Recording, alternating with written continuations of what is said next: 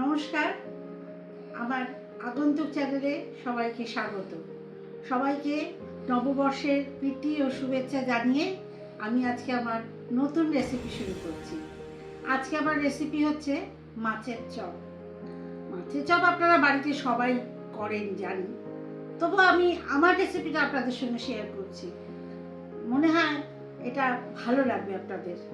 দেখুন, তাহলে শুরু করি। প্রথমেই তো মাছ তো লাগবেই।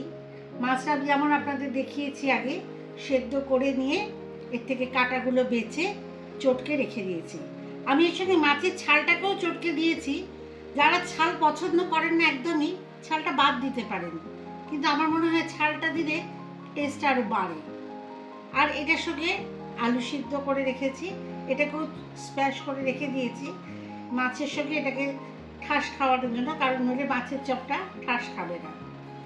আর লাগছে পেঁয়াজ কুচি, আদা রসুন বাটা, এটা ময়দা একটু জলে গুলে নিয়েছি, বিস্কুটের গুঁড়ো।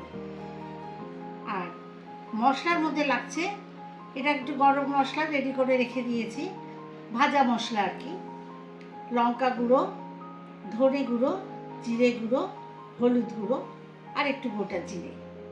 এই ব্যাস, এই কটাই ইনগ্রেডিয়েন্টস। এই দিয়েই আমি আজকে শুরু করছি আমার মাছের চপ। প্রথমেই দিচ্ছি সাদা তেল। আমি সাদা তেলেই করি, আপনারা ইচ্ছে করলে সর্ষের তেলও দিতে পারেন।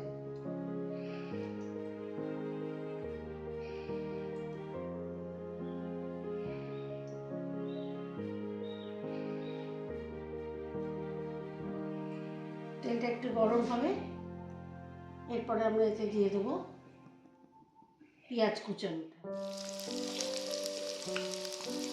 আমি মোটামুটি দুটো বড় সাইজের পেঁয়াজ দিই।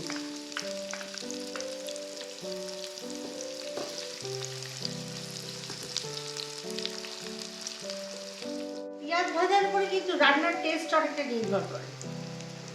মনে হয় যে এটা কিছু ব্যাপার নয়, কিন্তু এটা কিন্তু একটা ভাইটাল জিনিস। আপনি যখন পাঁঠার মাংস রান্না করবেন, যখন পেঁয়াজটাকে ভাজবেন পাঁঠার মাংসের জন্য, খুব ধিমে আছে আস্তে আস্তে পেঁয়াজটাকে ভাজবেন।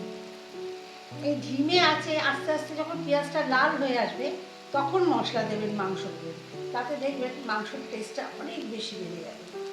এটা আমি প্রত্যেকটা রান্নাতেই ফলো করি।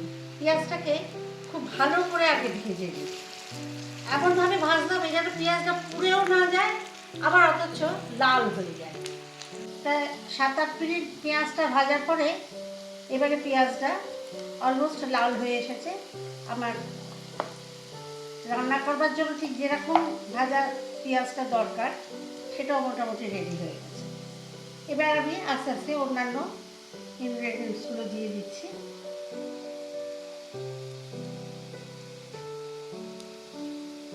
প্রথমে দিয়ে দেবো আদা রসুন বাটাটা।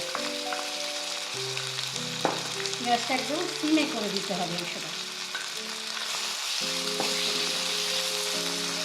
এর মধ্যে আস্তে আস্তে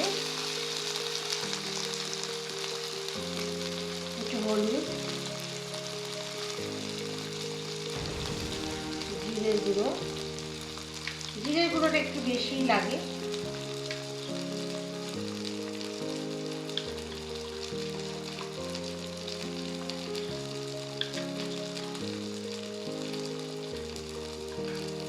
ধনে আর স্বাদ মতো লঙ্কা।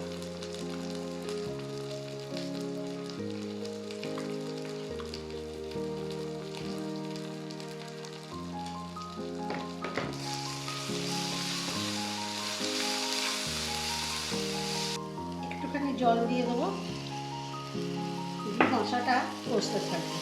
যতক্ষণ না তেলটা ছাড়বে ততক্ষণ এটা একটু কষে নেব। আদা রসুনের গন্ধটা তাহলে যতক্ষণ না চলে যাবে ততক্ষণ কষতে হবে। আদা রসুনের গন্ধটা না যাওয়া অবধি মাছটা আগে দিয়ে দিলে একটা বিচ্ছিরি একটা আদার গন্ধ বেরোবে। যখন মশলা থেকে তেলটা ছাড়ছে, এবার আমি স্বাদ মতো একটু নুন দিয়ে দিলাম।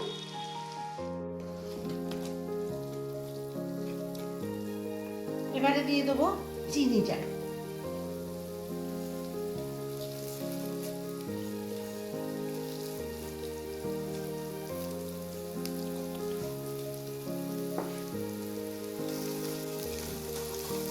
আমি 2 চামচ মতন দিয়েছি। এবারটা স্বাদ মতন আপনি দেবেন, কারণ অনেকে একটু মিষ্টি মিষ্টি পছন্দ করে, আবার অনেকে মিষ্টি একদম পছন্দই করেন না, কিন্তু তবুও অল্প একটু মিষ্টি দেবেন, নইলে কিন্তু নুনের স্বাদটাও ঠিক মতন আসে না। আলুটা আর মাছটা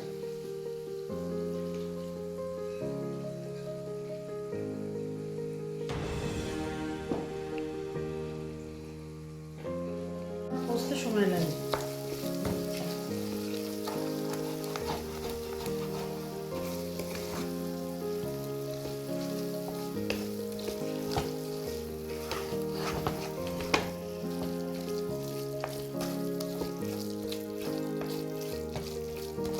এটাকে কষতে কষতে কষতে কষতে যেমন একটা গোল গোল ভাব এসে যাচ্ছে, ধারটা প্লেন হয়ে যাচ্ছে, তার মানে কি এটা হয়েও আসছে।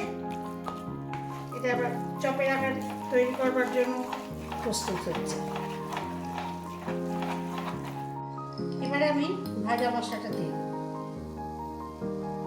ভাজা মশলা একটু কিন্তু বেশি লাগে, তো আপনি খেয়াল করেছেন নিশ্চয়ই আমি ভাজা মশলায় কিন্তু শুকনো লঙ্কাটা দিইনি, কারণ ঝালটা আমি যা যা একেবারেই দিয়েছি। এতে যদি শুকনো লঙ্কা দেওয়া থাকে তাহলে চপগুলো ঝাল হয়ে যায়।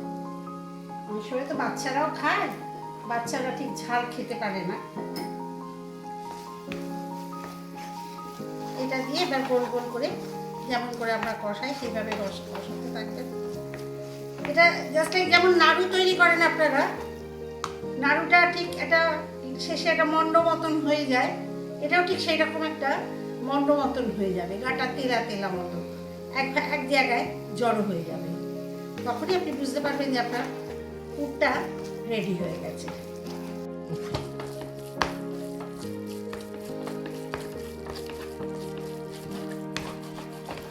এটা অলমোস্ট রেডি হয়ে গেছে।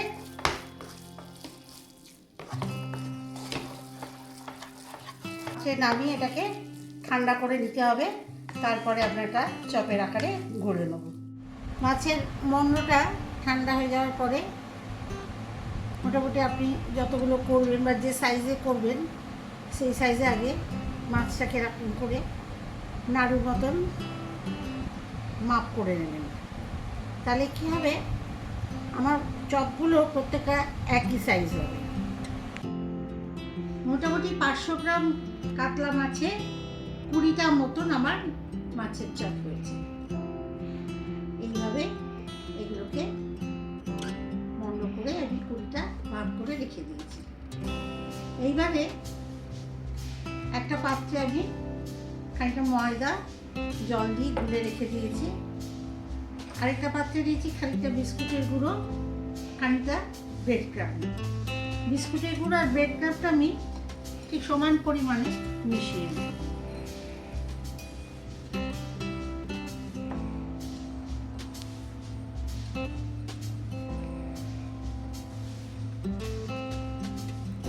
একটা বর্ণ নেব, পাকিয়ে নেব, হাতে একটা মুছার জন্য একটা কাপড় রেখে দেব। এটাকে ময়দার গোলায় ডুবিয়ে ময়দাটা গা থেকে ছাড়িয়ে নিয়ে ব্রেড ক্রাম্ব এর মধ্যে ফেলে রেখা দিয়ে ভালো করে একটু মাখিয়ে দিই। এটাকে তুলে নিয়ে আরেকবার দিতে হবে, একটু গায়েটা বসিয়ে নিয়ে আরেকবার দেবো, তুলে নিলাম। আবার এটাকে ব্রেড ক্রাম্বের মধ্যে আরেকবার দিয়ে আবার গায়ে দিয়ে এইভাবে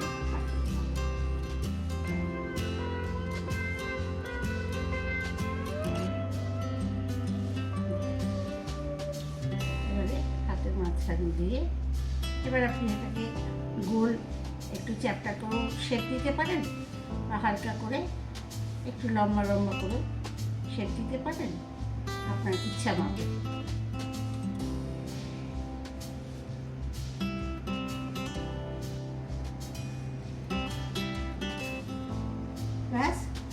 খুবই সহজ, এইভাবেই তৈরি হয়ে যাবে। এই একটা একটা করে বাকি চপকে এইভাবেই তৈরি করে দিতে হবে।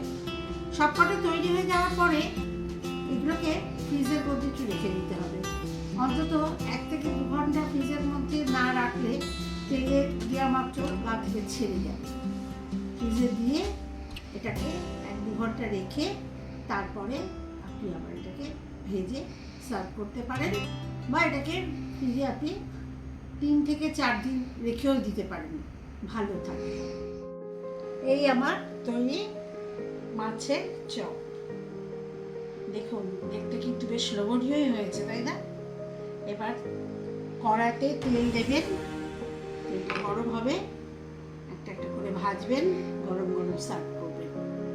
আমাকে কিন্তু অবশ্যই জানাবেন যে কেমন লাগলো আপনাদের খেতে।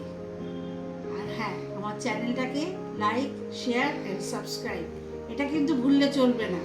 আর কমেন্টে অবশ্যই কিন্তু স্বাদটা জানাবেন যে আপনাদের কেমন লাগলো। নমস্কার।